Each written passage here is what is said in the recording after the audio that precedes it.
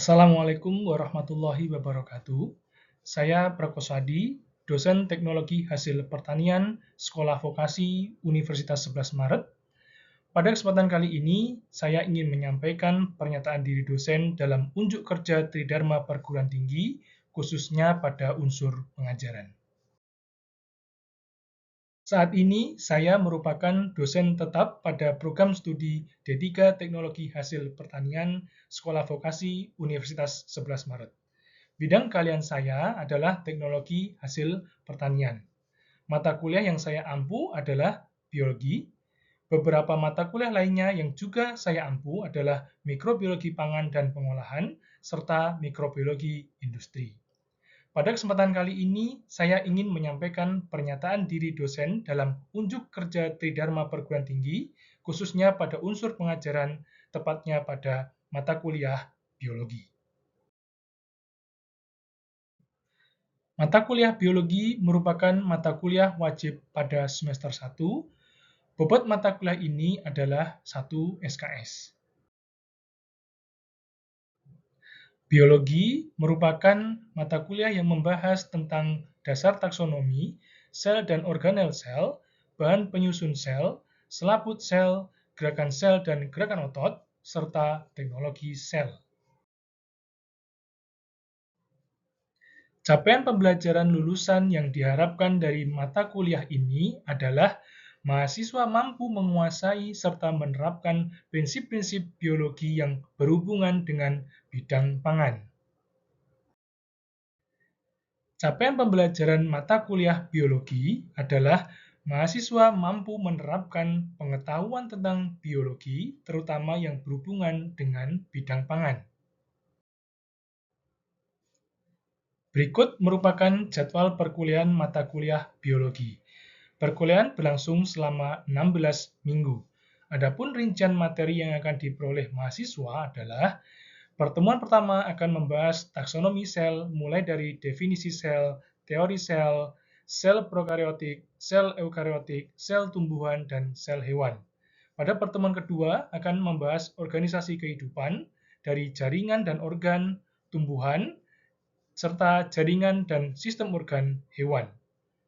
Pertemuan ketiga akan membahas bahan penyusun sel yang berfokus pada makromolekul seperti karbohidrat, protein, lipid, dan air.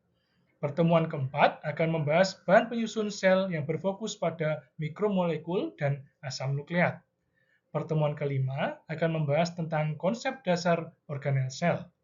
Pertemuan keenam akan membahas pembagian sel dan peranannya serta keterkaitan antar organel sel. Pertemuan ketujuh akan membahas tentang analisis peran organel sel dalam biokimia pangan. Pada minggu ke-8 akan dilaksanakan UTS untuk mengevaluasi hasil pembelajaran selama setengah semester. Pada pertemuan ke-9 akan membahas konsep dasar organel sel, khususnya dinding sel dan membran sel. Pertemuan ke-10 akan membahas transport transmembran meliputi difusi, osmosis, transport aktif, dan imbibisi.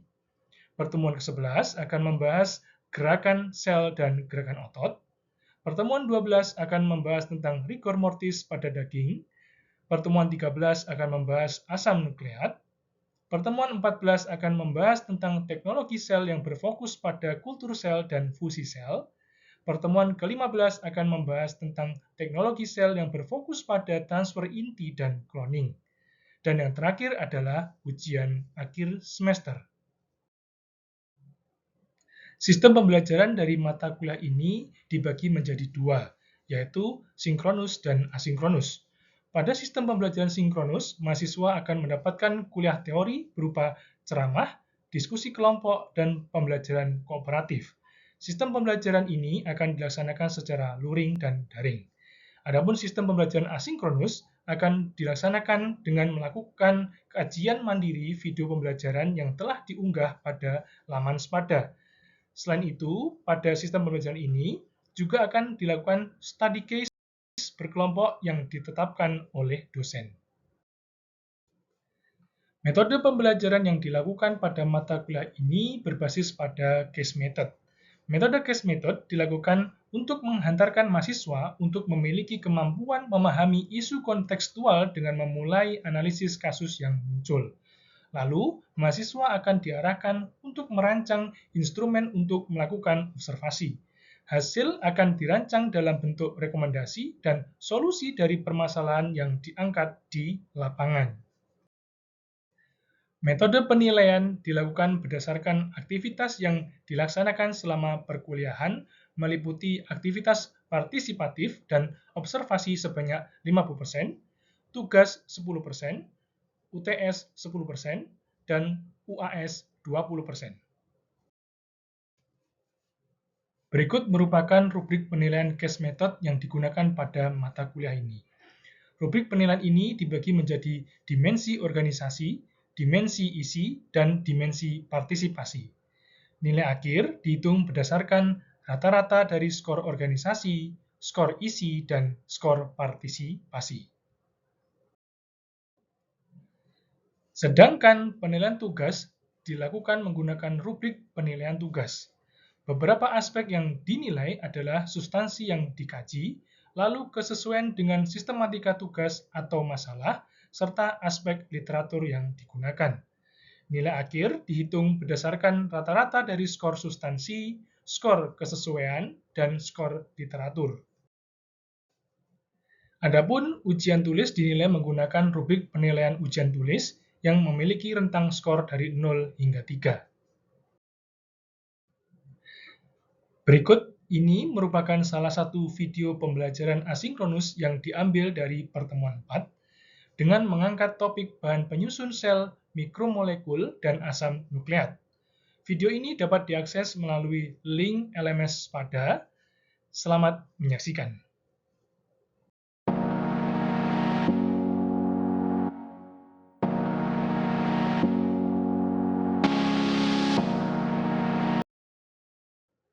Baik, bismillahirrahmanirrahim. Assalamualaikum warahmatullahi wabarakatuh. Alhamdulillah kita masih diberi kesempatan dan nikmat kesehatan oleh Allah Subhanahu wa Ta'ala, sehingga kita masih dapat mengikuti perkuliahan pada hari ini. Ya, meskipun pada kesempatan kali ini kita tidak bertemu secara langsung, namun pertemuan kali ini kita lakukan secara asinkronus, yaitu melalui penayangan video pembelajaran. Sebagai bahan evaluasi, nanti pada akhir video, Bapak akan menampilkan tugas yang dapat dikerjakan secara berkelompok dan dapat diunggah ke link yang telah Bapak siapkan di LMS Spada UNS. Baik, sebelum kita mulai perkuliahan pada hari ini, mari kita awali dengan berdoa, supaya dapat diberikan kelancaran pemahaman materi terkait yang akan kita pelajari hari ini. Berdoa menurut agama dan kepercayaan masing-masing, dipersilahkan. Berdoa selesai. Adik-adik sekalian, pada pertemuan sebelumnya kita telah mempelajari terkait bahan penyusun sel, khususnya makromolekul. Seperti yang telah kita pelajari, makromolekul adalah suatu polimer atau senyawa besar yang terbentuk dari penggabungan unit-unit molekul kecil yang disebut dengan monomer. Nah, senyawa makromolekul, bahan penyusun sel, diantaranya adalah karbohidrat, protein, lipid, dan air. Untuk air merupakan sebuah molekul yang terdiri dari satu atom O atau oksigen dan dua atom H atau hidrogen yang berikatan melalui ikatan kovalen dan membentuk suatu heksagonal simetris. Air memiliki banyak fungsi seperti sebagai pelarut, menstabilkan suhu, membawa oksigen, dan media reaksi di dalam tubuh. Sedangkan karbohidrat atau sakarida merupakan senyawa yang tersusun atas molekul C, H, dan O. Karbohidrat berdasarkan kompleksitas molekulnya dapat dibagi menjadi 3 macam, yaitu monosakarida, oligosakarida, dan polisakarida. Seperti yang adik-adik ingat, karbohidrat memiliki beberapa fungsi seperti menyediakan gula bagi sel, sebagai materi penguat tubuh, dan komunikasi antar sel. Senyawa yang terakhir adalah lemak atau lipid. Lipid merupakan makromolekul yang komponen utamanya adalah asam lemak. Asam lemak di sini berdasarkan ikatan kimianya dapat dibagi menjadi asam lemak jenuh, asam lemak tak jenuh tunggal, dan asam lemak tak jenuh ganda. Adapun fungsi lemak diantaranya adalah sebagai penyusun membran sel, pemisah antara sel dengan sel lainnya, dan lain-lain. Nah, itu tadi merupakan ringkasan materi yang telah kita pelajari pada pertemuan sebelumnya, sehingga adik-adik dapat mengingat kembali materi makromolekul yang telah kita pelajari bersama. Oke, pada pertemuan kali ini, adik-adik akan Bapak ajak untuk mempelajari terkait bahan penyusun sel lainnya, yaitu mikromolekul dan asam nukleat. Lalu, apa sih sebenarnya mikromolekul itu? Ya, mikromolekul itu sama seperti makromolekul, yaitu adalah gabungan dari beberapa unit-unit kecil yang membentuk suatu komponen lebih besar. Ya, tapi di sini dia besarnya itu, ya, atau ukurannya itu tidak sebesar makromolekul. Maka dia disebut sebagai mikromolekul.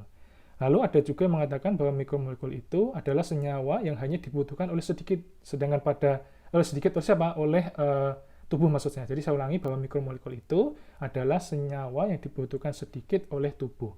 Sedangkan makromolekul itu dibutuhkan sangat banyak oleh tubuh. Itu ada pendapat seperti demikian. Nah, pada saat ini nanti kita akan membahas dua kelompok ya senyawa mikromolekul yang pada umumnya terdapat pada sel. Yang pertama itu adalah senyawa mikromolekul vitamin. Vitamin itu merupakan biomolekul ya yang dibutuhkan oleh kita manusia untuk melancarkan proses kimia di dalam tubuh. Vitamin itu juga merupakan komponen anorganik ya yang dibutuhkan sel dalam jumlah yang relatif sedikit ya. Dia dibutuhkan sel tapi jumlahnya relatif sedikit. Namun harus tetap ada.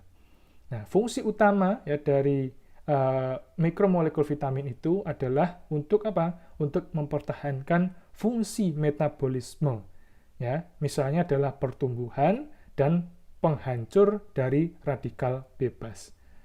Ya, karena di sini vitamin itu juga ada yang bersifat sebagai antioksidan yang bisa menangkal ya radikal bebas. Yang mana radikal bebas itu bisa didapatkan atau diterima dari berbagai macam tempat. Misalnya dari makanan adik-adik yang tidak sehat, paparan sinar matahari, mungkin polusi udara, dan lain sebagainya.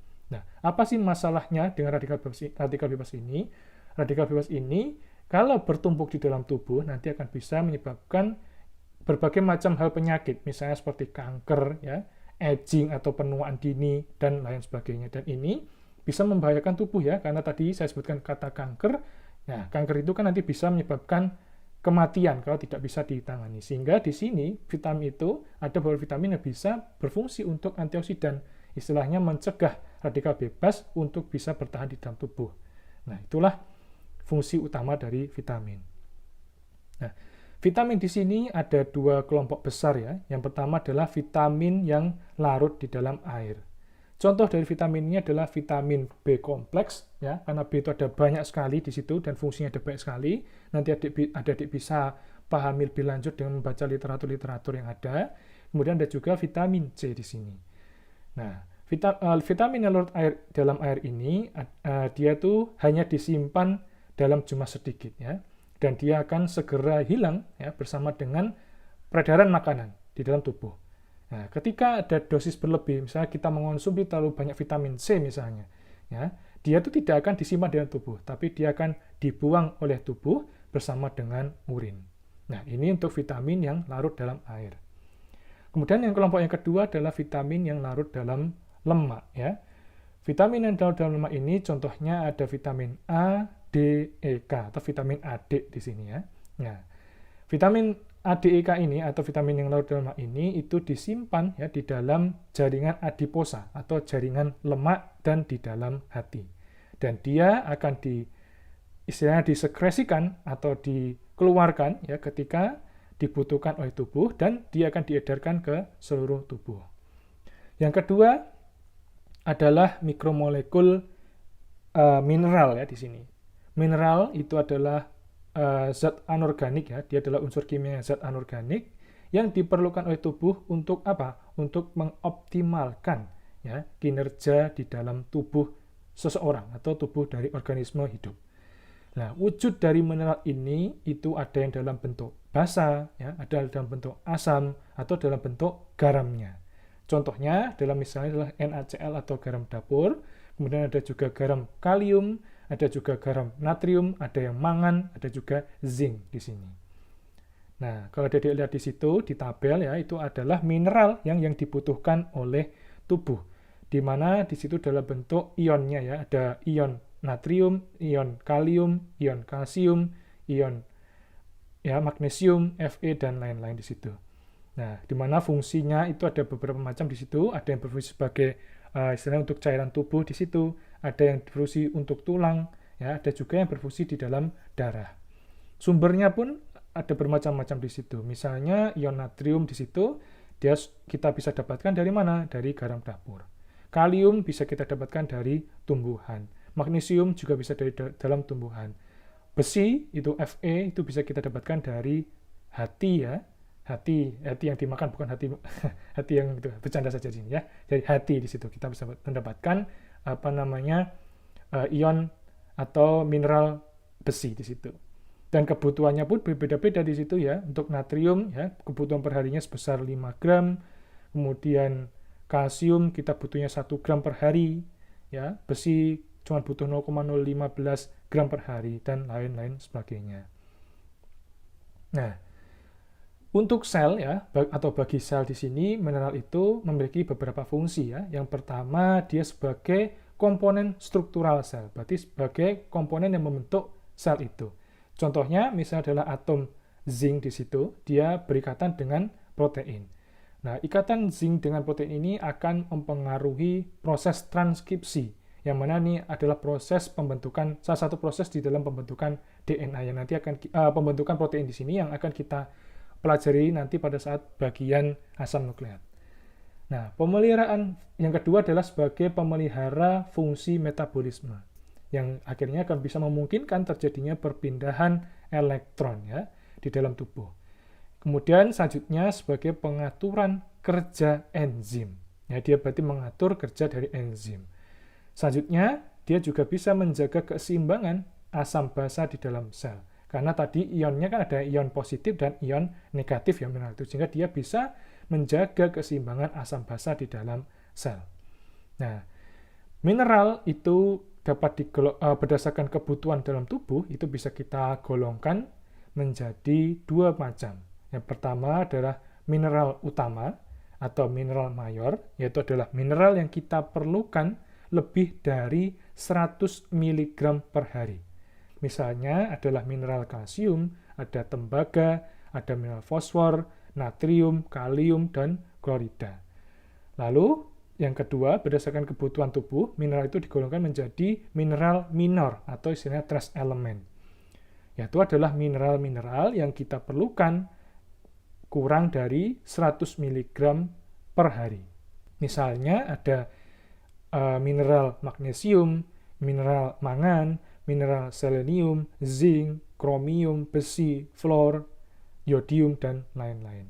Nah, itulah pembagian atau istilahnya pengelompokan mineral berdasarkan kebutuhan oleh tubuh. Baik, itu jadi ada dua macam ya mikromolekul yang menjadi penyusun ya di dalam tubuh, di dalam sel itu tadi ada mikromolekul vitamin dan mikromolekul mineral. Baik, selanjutnya kita akan masuk ke dalam bahasan asam nukleat ya, bahwa asam nukleat itu adalah makromolekul pada sel yang tersusun oleh polinukleotida. Ya, jadi dia adalah makromolekul yang tersusun atas polinukleotida. Nah, setiap monomer atau satuan dari nukleotida itu tersusun atas basa nitrogen, gula berkarbon 5 atau pentosa, dan gugus fosfat. Molekul dalam asam nukleat itu, atau molekul asam nukleat di dalam sel itu ada dua macam, yaitu ada DNA dan RNA. Ya, fungsi dari asam nukleat itu, ya, dia adalah sebagai tempat menyimpan, ya, menyimpan informasi genetik. kemudian berguna dalam pembentukan protein, ya, dan juga berperan dalam sintesis RNA. Nah, tadi kita sudah membahas ya bahwa asam nukleat itu adalah apa tadi?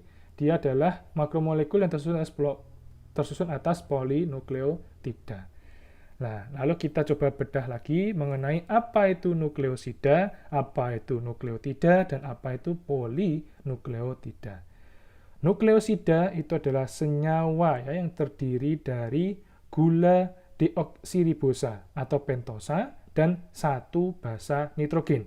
Gambarnya bisa dilihat di gambar yang bawah itu, yang gambar B, gambar 3.1, B itu adalah nukleosida, di mana kalau dari definisinya nukleosida itu terdiri atas gula pentosa ya, yaitu gula pentosa yang biru G itu. Kemudian dia juga tersusun atas satu basa nitrogen.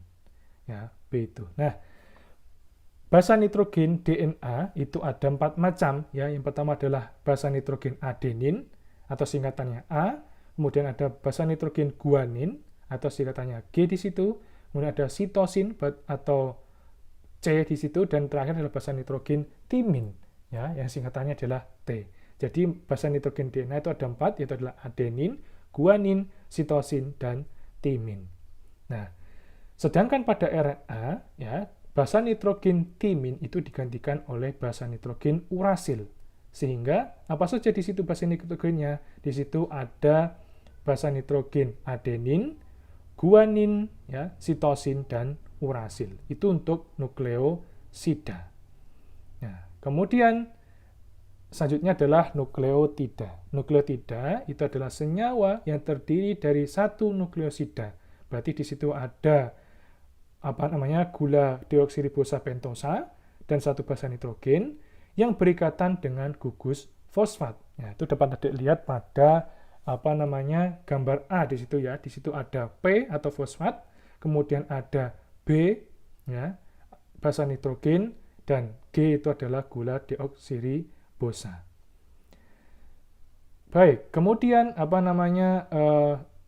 selanjutnya adalah polinukleotida. Polinukleotida itu adalah senyawa-senyawa nukleotida ya, yang berikatan satu sama lainnya, membentuk suatu rantai panjang yang disebut dengan polimer. Jadi gabungan dari nukleotida yang berikatan satu sama lainnya, membentuk suatu struktur yang lebih besar, itu disebut dengan polinukleotida.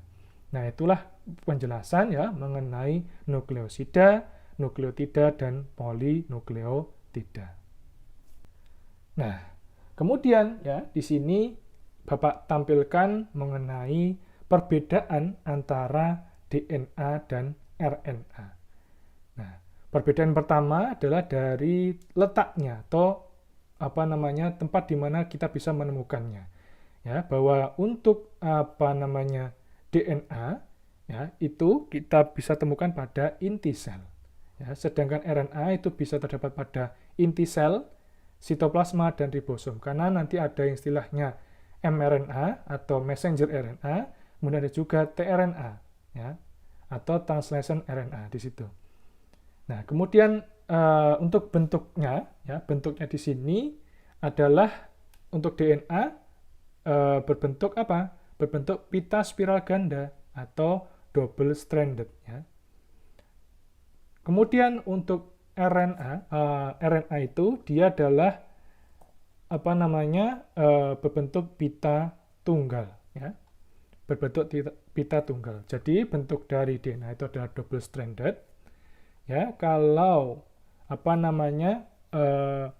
yang RNA itu berbentuk single stranded ya. Bapak lihat tadi ya, untuk tRNA itu adalah bukan translation tapi di situ ada transfer RNA ya. Oke, lanjut lagi. Selanjutnya adalah dari sisi komponen gulanya. Kalau DNA itu gulanya adalah deoksiribosa, di mana atom C yang nomor 2 pada DNA ini dia berikatan dengan atom H. Sedangkan pada RNA komponen gulanya adalah ribosa, yang mana atom C pada nomor 2-nya itu dia berikatan dengan atom OH. Kemudian ya, yang keempat dari sisi ukurannya ya. Untuk DNA dia itu ukurannya sangat panjang, sedangkan RNA itu sangat pendek. Ya. Kalau DNA itu sangat panjang, ya, kalau RNA itu lebih pendek. Kemudian yang selanjutnya adalah mengenai basa nitrogennya, ya, seperti yang sudah saya jelaskan tadi. Bahwa basa nitrogen pada DNA itu ada dua, ya, ada kelompok purin dan kelompok pirimidin. Untuk purin di sini itu ada basa nitrogen adenin, guanin, kemudian untuk pirimidin ada sitosin dan timin. Pada RNA, ya, purinnya itu adalah adenin dan guanin, namun pada pirimidinnya itu ada sitosin dan urasil, di mana timinnya itu diganti dengan basa nitrogen urasil. Dari sisi fungsi bahwa DNA itu fungsinya adalah apa? Untuk mengendalikan faktor keturunan, ya, faktor genetikal di sini, dan untuk sintesis protein. Namun untuk RNA di sini dia berfungsi dalam hal sintesis protein. Nah, itulah perbedaan atau 6 perbedaan dari DNA dan RNA. Oh, materinya ternyata sudah habis. Baik, kali ini adik-adik telah mempelajari tentang mikromolekul dan asam nukleat. Sebagai bahan evaluasi materi hari ini, adik-adik memiliki tugas untuk membentuk kelompok yang terdiri dari 5 orang. Tugasnya adalah mencari literatur terkait sintesis protein dan sentral dogma, kemudian membuat presentasi bersama tim. Keterangan lengkap tugas dapat diakses pada link yang tertera di slide. Adapun waktu pengerjaannya adalah 1 minggu setelah penayangan video pembelajaran.